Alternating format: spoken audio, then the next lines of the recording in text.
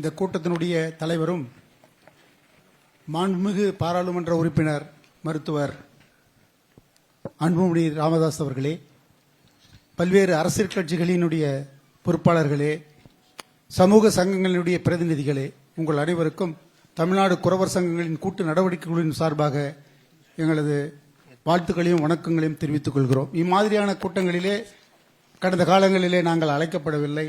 இந்த கூட்டத்திற்கு நாங்கள் அழைக்கப்பட்டதற்கு மீண்டும் ஒரு முறை நன்றியை தெரிவித்துக் கொள்கிறோம். இந்த சப்ஜெக்டை ஒட்டி நான்கு கருத்துக்களை மட்டும் முன்வைக்க விரும்புகிறோம். முதலாவதாக, தமிழ்நாட்டில் மட்டுமல்ல இந்திய பெருநாட்டிலும் கூட சாதிவாரி கணக்கெடுப்பை வெளிப்படையாக எந்த ஒரு அரசியல் கட்சியும் இருந்தாலும் கூட நாம் ஏன் இந்த சாதிவாரி கணக்கெடுப்பை நாம் வலியுறுத்துகிறோம்? பல்வேறு கணக்கெடுப்புகள் இறந்தே பிறந்திருக்கிறது அல்லது பிறந்து இறந்திருக்கிறது. 2021 எடுக்கப்பட்ட சோசியோ எக்கனாமிக் சென்சஸ் எடுக்கப்பட்டு அது முடிவு வெளியிடப்படவில்லை.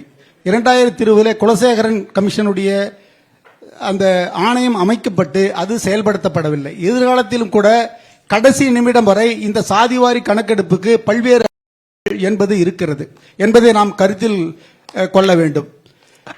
சாதிவாரி கணக்கெடுப்பு என்பது மத்திய சர்க்காரினுடைய பேஸ் 2 இரண்டாம் கட்டமாக எடுக்கப்படுவது என்பது ஒரு முடிவு செய்யப்பட்ட விஷயம்.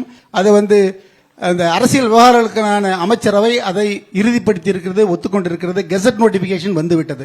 இருந்தாலும் கூட அந்த கணக்கெடுப்பில் என்னென்ன ஃபேக்டர்ஸ், இண்டிகேட்டர்ஸ், என்னென்ன விஷயங்கள் மக்களிடம், பொதுமக்களிடம் கணக்குகள் அல்லது கேள்விகளாக கேட்கப்படும் என்ற விஷயம் இன்று வரை தெளிவுபடுத்தப்படவில்லை. நான் கூட அதை ஹோம் டிபார்ட்மெண்ட்டுக்கும் office of the register general of இந்தியாவுக்கும் சென்னையில் உள்ள அந்த டைரக்டர் ஆஃப் சென்சஸ் ஆபரேஷன்ஸ் அவங்களுக்கு ஆர்டிஐ மூலமாக கேட்கும் பொழுது அது மாதிரி இதுவரைக்கும் எந்த கருத்துமே கிடையாது. ரெண்டாவது, தமிழ்நாடு அரசை பொறுத்தவரை இந்த சப்ஜெக்ட் பப்ளிக் டிபார்ட்மெண்ட்ல வருது. பிஎஸ்சிலையோ எஸ்சிஎஸ்டி டிபார்ட்மெண்ட்டோ சம்பந்தம் இல்லை. அந்த பப்ளிக் டிபார்ட்மெண்ட்லயும் நாம் சில தகவல்கள் கேட்கும்போது இது சம்பந்தமாக எந்த விதமான கருத்தும் இல்லை. எனவே இந்த கூட்டம் பல்வேறு மாநிலங்களில் எடுக்கப்பட்ட சர்வேயின் அடிப்படையில் என்ன கேள்விகளை கொஸ்டினர் தயார் பண்ண வேண்டும் என்பதை நாம் இறுதி செய்ய வேண்டும் என்று ஒரு வேண்டுகோளாக இந்த பேராளர்கள் மத்தியிலே நான் வலியுறுத்த விரும்புகிறேன். ஒன்று. இரண்டாவதாக, ஏற்கனவே உள்ள சாதி இடஒதுக்கீட்டிலே உள்ள கோளாறு. இப்ப நாம கூடியிருப்பது 69% இடஒதுக்கீடை பாதுகாப்பதற்கான ஒரு கூட்டமாக இந்த கூட்டத்தினுடைய நோக்கம் இருக்கிறது.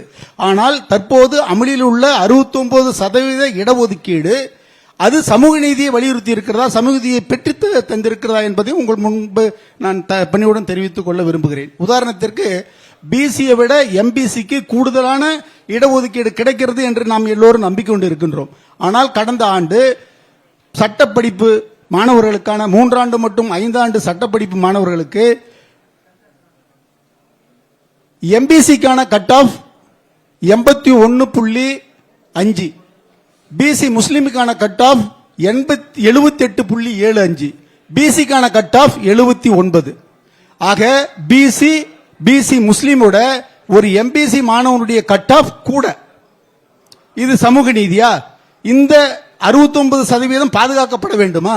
ஒரு பிசியை விடவும் ஒரு பிசி முஸ்லீமை விடவும் ஒரு எம்பிசி மாணவர்களுக்கு கூடுதல் மதிப்பெண் பெற்றால்தான் ஒரு சட்டக்கல்லூரியிலே பயில முடியும் என்று இருப்பது பாதுகாக்கப்பட வேண்டியதா என்பதையும் நாம இந்த கேள்வியும் நான் உங்கள் முன் தெரிவித்துக் கொள்ள விரும்புகிறேன்.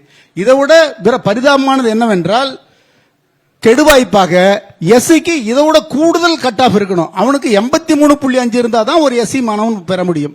இது கடந்த ஆண்டு சட்டப்படிப்புக்கான 3 ஆண்டு மற்றும் 5 ஆண்டு சட்டப்படிப்புக்கான கட் ஆஃப் மார்க். எனவே இந்த இடஒதுக்கீட்டை பாதுகாக்கின்ற அதே வேளையில் இந்த இடஒதுக்கீட்டில் உள்ள குறைபாடுகளையும் நாம் நிவர்த்தி செய்ய வேண்டியது அவசியமா இருக்கிறது. இது ஒன்று. அதே போல முதலாக நம்ம சென்சஸ் எடுக்கப்பட்டது 1881 என்று எல்லோருக்கும் தெரியும். அதே காலகட்டங்களில் சமகாலங்களில் 2 விதமான நிகழ்வுகள் நடந்தது. ஒன்று, சர் வில்லியம் ஹண்டர் என்பவருடைய தலைமையிலே முதலாவது எஜுகேஷன் கமிஷன். அந்த சர் வில்லியம் ஹண்டர் கமிஷனுடைய பரிந்துரையின்படிதான் முதலில் கல்வி சலுகைகள், கிராண்ட் இன் எய்ட் கோட், அதற்கான சாதி பட்டியல்கள் உருவாக்கப்பட்டது. அந்த சாதி பட்டியல் உருவாக்கப்பட்டது 1883 ஆகஸ்ட் மாதம். ஏறக்குறைய அப்போ ரேசஸ்ன்னு சொல்லி அதை கீழே வகுத்தாங்க. அதுதான் இன்றைக்கு எஸ்சியாக, எஸ்டியாக, எம்பிசியாக, பிசியாக பரிணமித்து பல்வேறு சாதிகளாக இருக்கிறது. எனவே சாதி பட்டியலில் உள்ள குறைபாடுகளையும் கடைய வேண்டும். இந்த 69 பாதுகாக்க வேண்டும். 69 உள்ள குறைபாடுகளை நீக்க வேண்டும். ஏற்கனவே தலைவர் அவர்கள் உரையில சில விஷயங்களை கோடிட்டு காட்டி இருக்கிறீங்க. அந்த ஒவ்வொரு சொல்லுமே தனித்தனியாக பல கருத்தரங்களை நடத்த வேண்டிய ஒரு பொறுப்பு இருக்கிறது. அதாவது சமமற்றவர்களை சமமாக கருதி பட்டியல்கள் நிறைய இருக்கின்றன. எனவே அந்த பட்டியலில் உள்ள குறைபாடுகளையும் நீக்க வேண்டும் என்பதையும் இந்த கூட்டத்தில் நாங்கள் வலியுறுத்த விரும்புகிறோம். அடுத்தது, எங்களுக்கு நான் சார்ந்துள்ள குறவர் சங்கத்துக்கு ஏராளமான பிரச்சனைகள் இருக்குது. அதையெல்லாம் இந்த கூட்டத்தினுடைய தலைப்பு இல்லை என்றாலும் கூட நாம் எல்லோரும் பெருமையாக பேசிக் கொண்டிருப்பது 1931 சென்சஸ். அதான் கடைசியாக சாதிவாரியாக எடுக்கப்பட்ட சென்சஸ். அந்த 1931 சென்சஸ் 11, 21, 31 சென்சஸ் ஒரு அனலிட்டிக்கல் ரிப்போர்ட்டாக 1951 மத்திய உள்துறை ஒரு நூல் வெளியிட்டிருக்கிறது. அதுல நண்பர்களே கொஞ்சம் விரைவா ஒரே ஒரு செய்தி மட்டும் சொல்லிக்கொள்ள விரும்புகிறேன். 1911 குறவர் சமூகத்தினுடைய எண்ணிக்கை 1,09,684. அடுத்த டிகேடு 1921 என்ற சமூகத்தினுடைய எண்ணிக்கை 1,32,365. அடுத்த டிகேட் 1931 வெறும் 2,110. 1,32,365 இருந்த எங்க சமூகத்தினுடைய கணக்கு அடுத்த 10 ஆண்டுகளில் 1931 வெறும் 2,110 என்று கணக்கிடப்பட்டிருக்கிறது. அரசாங்கத்தினுடைய பல்வேறு கணக்கெடுப்புகள் தான் இப்படிதான் இருக்கிறது. இதை நாம் கணக்கில் கொண்டு இந்த ஆய்வு குழு அல்லது இந்த ஆய்வு கூட்டத்திலே வருகின்ற சாதிவாரி கணக்கெடுப்பில் என்ன கேள்விகள் கேட்கப்பட வேண்டும் என்பதை நாம் உறுதி செய்யவில்லை என்றால் இந்த கணக்கெடுப்பு எதிர்காலத்தில் ஒரு நம்முடைய நோக்கத்தை நிறைவேற்றுமா என்பதையும் இந்த கூட்டம் முதல்ல ஒரு கொள்கை முடிவு அரசு எடுக்கணும். எடுத்ததுக்கு பிறகு நிச்சயமா நம்மளுடைய கேள்விகள் இப்போ மற்ற மாநிலங்களில் உள்ள அனுபவங்கள்லாம் இருக்கு. தெலுங்கானாவில் 75 கேள்விகள் கேட்டிருக்கிறாங்க. கர்நாடகாவில் கிட்டத்தட்ட 59 கேள்விகள் கேட்டிருக்கிறாங்க. இந்த மாநிலங்களுடைய அனுபவங்கள் நீங்க சொல்றது எல்லாமே இதுல அடங்கும், இதுல வந்துடும். அதாவது பல்வேறு நம்ம மாநிலத்துக்கு ஏற்றவாறு சில மாநிலங்களை பார்த்தீங்கன்னா பிசிலேயே பேக்வர்ட், மோஸ்ட் பேக்வர்ட், மோர் பேக்வர்ட் என்று 3 பிரிவுகள் இருக்கு. நம்ம மாநிலத்துக்கு தக்கபடி நம்ம கேள்வி பண்ணிக்கலாம், நிச்சயமா பண்ணிக்கலாம்.